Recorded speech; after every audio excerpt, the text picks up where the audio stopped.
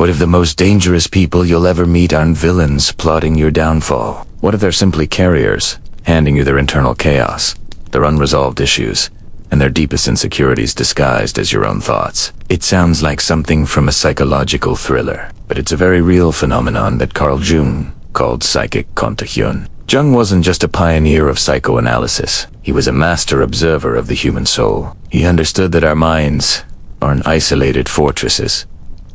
We are a porous, deeply connected beings, and the unconscious mind, that vast, hidden part of ourselves, can be contagious. When you stand too close to certain powerful, unresolved psychological patterns in others, they don't just stay with that person. They have a way of seeping into your own psyche. They recruit your energy.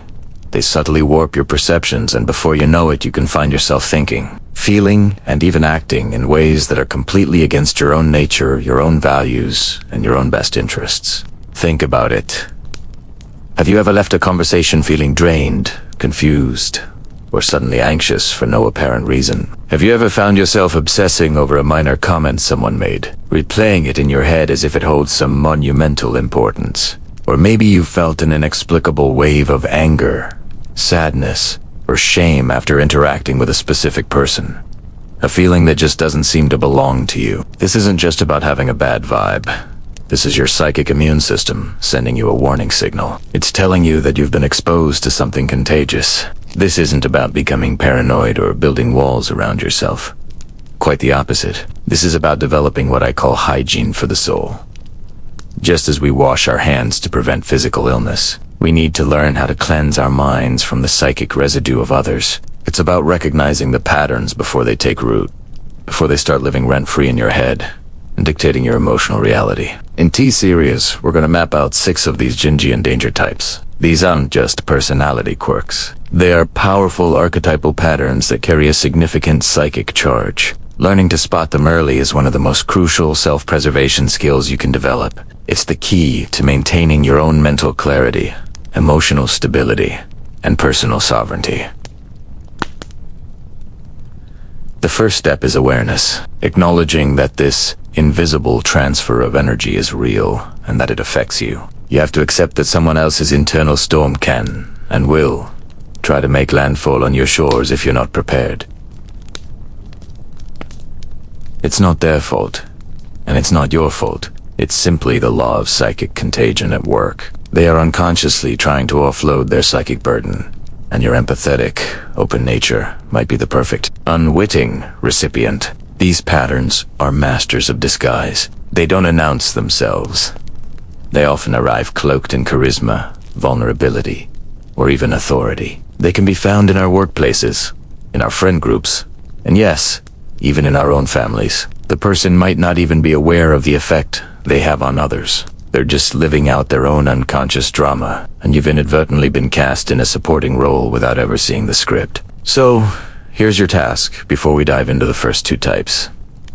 I want you to take a moment and think back. Write down one specific situation, one interaction with a particular person, where you walked away feeling fundamentally not yourself. Maybe you felt unusually small, irrationally angry, or strangely guilty.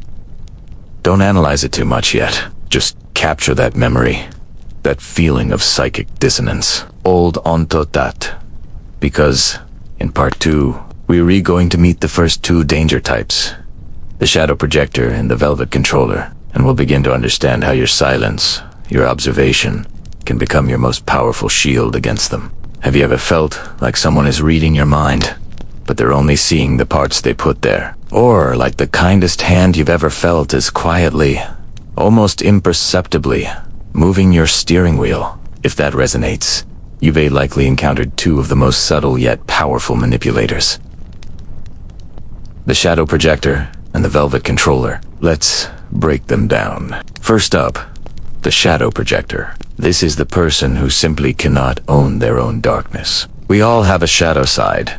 As Carl Jung called it, the parts of ourselves we don't like, the impulses we deny, the insecurities we push down. The shadow projector's strategy is to take all of that internal mess and paint it directly onto you. They see their own anger in your calm demeanor, their own dishonesty in your straightforwardness, their own envy in your success.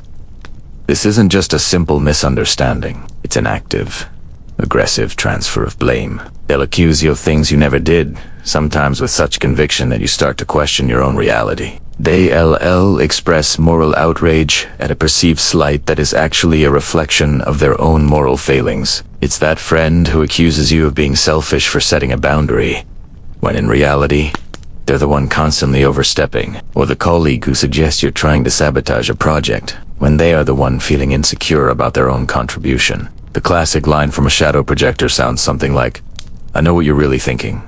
Or you always have to be the center of attention, don't you? They frame their projection as deep insight into your character, when it's really just a confession of their own. They create a narrative where you are the villain, so they can remain the blameless hero in their own story. Dealing with them feels like boxing with a ghost. You're defending yourself against accusations that have nothing to do with you. Now let's shift gears to a much smoother and often more dangerous operator. The Velvet Controller. This person doesn't use accusations. They use kindness. Their control is so soft, so gentle. You might not even feel it until you're completely entangled. They operate with smiles, with thoughtful favors, with what feels like unconditional support. They are masters of creating dependency. The Velvet Controller will do things for you that you didn't ask for, creating a sense of indebtedness. They'll offer advice that sounds incredibly wise, but it always subtly guides you toward their preferred outcome. They build a world around you where your life seems to move according to their weather. Sunny days are when you align with their wishes. Stormy weather rolls in the moment you try to assert your own will. Their power lies in the invisible strings. They'll say, "Oh, you don't have to, but I was really hoping you would ... double quotes. Or after all I've done for you, I thought you'd understand." They make their desires known not through demands, but through disappointed sighs and subtle shifts in affection. You start making decisions based on how they will react. You cancel plans because you know they'll be disappointed. You choose a path because it's the one they always dreamed of for you.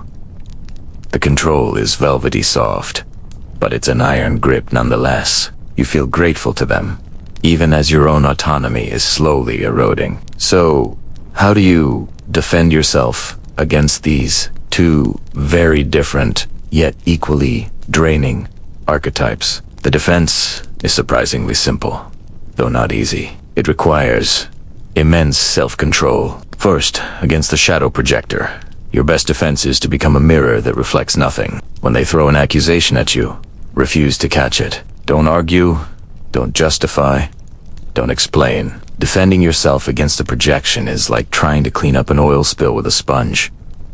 You just end up absorbing their mess. Instead, respond with calm, neutral phrases. "I see that's how you feel," or "That's an interesting perspective." This gives their projection nowhere to stick. Silence is also a powerful tool here. When they accuse you, a long, quiet pause can be incredibly unnerving for them, because it forces them to sit with the ugliness they just tried to give to you. Let that silence break the spell. Against the Velvet Controller, the key is to slow everything down. Their manipulation thrives on your immediate emotional reactions, your guilt, your gratitude, your desire to please. The antidote is conscious delay. This is where you can try the 24-hour delay rule. When they make a request, offer a favor, or express a hope, your default response should be, "Let me think about that and get back to you." No immediate defending. No impulsive yes. This 24-hour buffer gives you the space to disconnect from their emotional influence and ask yourself, what do I actually want to do? It allows you to untangle their desires from your own and make a decision that serves you, not whose tem. It breaks the cycle of obligation and reclaims your agency. One slow, deliberate no or conscious yes at a time. These dynamics are exhausting, but recognizing the pattern is the first step toward freedom. It asks about learning to see the projection for what it is and feeling the velvet for the cage it is building. But the shadow projector and the Velvet Controller aren't the only players in this game. In Pod 3, two more archetypes arrive: the Eternal Victim and the Golden Mask. These are the experts at turning your empathy and your attention into their personal fuel. Get ready, because understanding them is crucial to protecting your own energy. They drown loudly while pushing away the lifeboat, and they shine when watched then vanish. When you need substance. Ever met someone whose life is a constant, unending crisis? They pull you in with heart-wrenching stories, making you feel like their only hope. But when you offer Solucio a real, tangible ladder out of their self-dug pit, they find 100 reasons why it won't work. Oh, that's too complicated. You don't understand. My situation is different. I tried something like that once, and it was a disaster. This is the signature of Type 3. The eternal victim. Their power doesn't come from solving their problems. It comes from your pity, your attention, your sympathy, your emotional investment. That's the fuel that keeps their engine running. They have mastered the art of outsourcing responsibility. It's never their fault. The world is against them. Their boss is a tyrant. Their family doesn't get them. And you, their supposed savior, are just the latest person to potentially let them down. The trap is insidious. You spend hours listening, brainstorming solutions, making calls on their behalf. You invest your time, your energy, and your heart. And for a moment, they seem grateful. But the moment you suggest they take a concrete step, the dynamic shifts. Suddenly, you're the one who's being pushy, insensitive, or demanding. They make you feel cruel for wanting them to climb. The message is clear. Your job is to feel sorry for me, not to fix me. Stepping back feels like an act of betrayal, but staying engaged is like trying to fill a bucket with a hole in it. The only way to win is not to play their game. Their cry for help is a siren song, luring you onto the rocks of emotional exhaustion. Now, let's pivot to a different kind of performance. This one isn't cloaked in tragedy. It's dazzling, blindingly bright. Enter Type 4. The Golden Mask. They walk into a room and own it. They are charming, witty, and impossibly charismatic. They speak with a thrilling velocity, painting pictures of a brilliant future, making grand promises, and making you feel like you've just met the most impressive person on earth. They are the entrepreneur with the world-changing idea, the artist with a vision that will redefine a generation, the friend who seems to know everyone and can open any door. You're swept up in their orbit. It's exciting. They make you feel special just for being chosen to witness their brilliance. But then, the tests begin. They're small at first. Hey, can you just finish this little part of the presentation for me? I'm swamped. Or, could you cover for me at this meeting? Something more important came up. You agree because you believe in them. In the grand performance. You're part of the show now. A stagehand for their starring role. The requests get bigger. The favors become demands. You find yourself doing more and more of the actual work while they continue to soak up the applause. They need your resources, your connections, your time, all in service of maintaining the shimmering facade. But when you need something in return, when you need substance behind the style, they vanish. The charm turns to irritation. The promises evaporate. You realize you weren't a partner. You were an audience, and then a prop.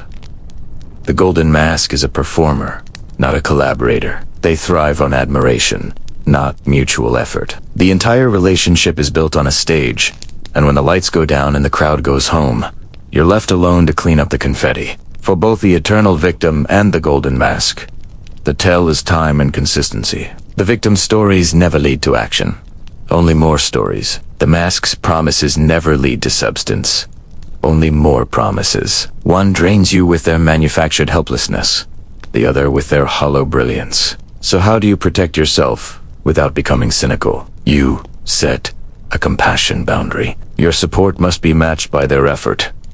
You can offer a hand, but you can't carry them. You can applaud a good performance, but you won't build the stage for them.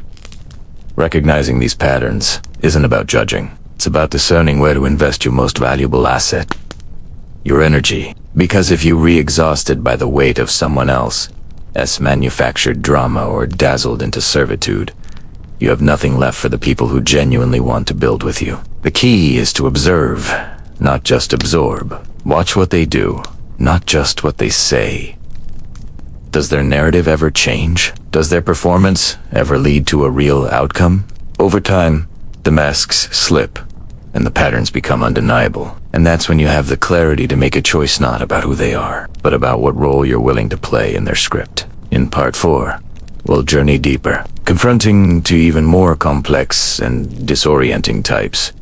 The hollow echo and the possessed fanatic. These are the ones where identity itself seems to dissolve, where a person becomes a vessel for an idea so powerful it takes everyone around them hostage. You think you're dealing with a person, but you're actually facing a ghost in the machine. Have you ever met someone who agrees with you instantly, making you feel completely seen and understood, only to find out they said the exact opposite to your rival an hour later, or someone who doesn't just have ideas, but is completely possessed by them, as if they're a vessel for a rigid, unshakable ideology?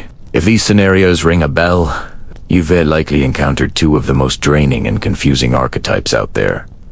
The hollow echo and the possessed fanatic. Today, we're diving deep into their mechanics, not to judge, but to understand so you can protect your own energy and clarity. These aren't clinical diagnoses, but behavioral patterns that can wreak havoc on your inner world if you're not prepared. Let's start with type 5, the hollow echo. Imagine a person who is a perfect mirror. When you stand before them, they reflect your opinions, your mannerisms, even your energy. They have no solid core, no center of their own. They become a conduit for whatever is in front of them. It's incredibly seductive at first. You think, wow, this person just gets me. They nod along, finish your sentences, and validate every thought you have. But here's the trap. Because they have no anchor, they do the exact same thing with the next person they meet. They become a vessel for other people's complexes, their desires, their anger. The real danger of the hollow echo isn't just their inconsistency. It's what they do to your time and your edge. When you're with them, you feel like you're having a profound connection, but you're actually just talking to a reflection of yourself. You walk away feeling strangely empty, as if you've been running in place. You lose your sharpness, your critical thinking, because there's no friction, no healthy opposition to sharpen your ideas against. It's like shadowboxing with your own echo. You expend energy, but you make no progress. They are black holes for your time, sucking hours out of your day with conversations that lead nowhere because they're no real other person in the dialogue. Your intellectual and emotional energy just dissipates into their void. Now, let's shift to type 6, the possessed fanatic. This is a completely different kind of energy drain, but just as potent. The possessed fanatic isn't someone who holds a belief. The belief holds them. They are completely and utterly captured by an ideology, a cause, or a worldview. This isn't about having strong convictions. This is about collective possession. They've surrendered their individual critical thought to the group mind. Their perspective is characterized by a stark, moral absolutism. The world is black and white, good-able with us or against us. There is zero room for nuance, complexity, or doubt. Engaging with a possessed fanatic is like arguing with a radio broadcast. You're not talking to a person. You're talking to a pre-recorded script. Any attempt to introduce a different perspective, a what if, or a gray area is met with a wall of dogma. They don't listen to understand. They listen for keywords that trigger their next talking point. Their identity is so fused with their belief system that to question the belief is to launch a personal attack on their very being. This is why conversations with them feel so frustrating and pointless. You're not exchanging ideas. You're being bludgeoned by certainty. They drain you not by being empty, but by being overwhelmingly, inflexibly full of an ideology that isn't their own. So, how do you deal with these two types? With both the hollow echo and the possessed fanatic, the core strategy for survival is the same. Distance and non-reactivity. Trying to fill the echo's emptiness or debate the fanatic's dogma is a fool's errand. You cannot fix them, and you will exhaust yourself trying. The key is to recognize the pattern early and disengage. For the echo, limit your interactions. Keep conversations brief and superficial. Don't mistake their mirroring for genuine connection. For the fanatic, refuse to get drawn into their binary world. Don't argue. Don't try to prove them wrong. A simple, "That's an interesting perspective," followed by a change of subject or a physical exit, is your most powerful tool. You must protect your own mental and emotional space. Here's a practical tool you can use right away. I call it the gravity test. After spending 30 minutes with someone, check in with yourself. Do you feel heavier or lighter? Do you feel clearer and more energized? Or do you feel drained, confused, and a little bit off? Your body knows. That feeling of being drained is your internal alarm system telling you that your energy is being siphoned away. Trust that feeling. It's your most reliable compass in navigating these complex social dynamics. Don't rationalize it away. Don't make excuses for the other person. Your primary responsibility is to your own well-being. Acknowledge the drain and adjust your boundaries accordingly. In Part 5, we're going to move from defense to offense. We'll build your complete exit protocols. We'll explore Stoic boundary-setting techniques that allow you to disengage without drama or confrontation. We'll touch on shadow work, understanding what in you is attracted to or triggered by these types. And we'll learn about the power of strategic silency.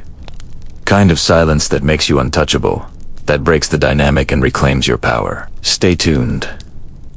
Ever feel like someone's drama is a storm trying to sink your ship? You get pulled into their chaos, react, and suddenly you're caught in their whirlwind. What if I told you the strongest move isn't to fight back, isn't to argue, isn't to confront them at all? What if the strongest move is to become a fortress they simply can't enter? Today, we're not talking about fixing toxic people. We're talking about filtering them. This is about building exit protocols for your own peace of mind, making yourself untouchable. It's not about building walls out of fear. It's about constructing a foundation so solid that nobody's negativity can shake it. Let's dive into the 3 shields you need to deploy. First up is the silence gap. This is your immediate defense system. When someone tries to provoke you, bait you into an argument, or unload their negativity, your instinct might be to fire back, to defend yourself, to explain. Don't. The silence gap is the conscious decision to say nothing. In that moment of heated emotion, their goal is a reaction. By giving them silence, you deny them their fuel. You're not being weak. You're being strategic. You're taking control by refusing to play their game. Think of it as a conversational circuit breaker. The power surge of their anger hits, and you just flip the switch. Nothing gets through. It gives you a moment to breathe, and them a moment to face their own reflection in your silence. It's incredibly powerful because it communicates that their chaos has no power over your peace. Next, we have the distance rule. This is your midterm strategy. The silence gap handles the immediate threat, but the distance rule secures your territory. It's about creating intentional time and space before you grant someone access to you again. If someone consistently drains your energy or disrespects your boundaries, you enforce a period of distance. This isn't about punishment. It's about observation and protection. It could mean not answering their texts for a day, not seeing them for a week, or putting physical space between you. This distance gives you clarity. It allows you to see the situation without the emotional fog.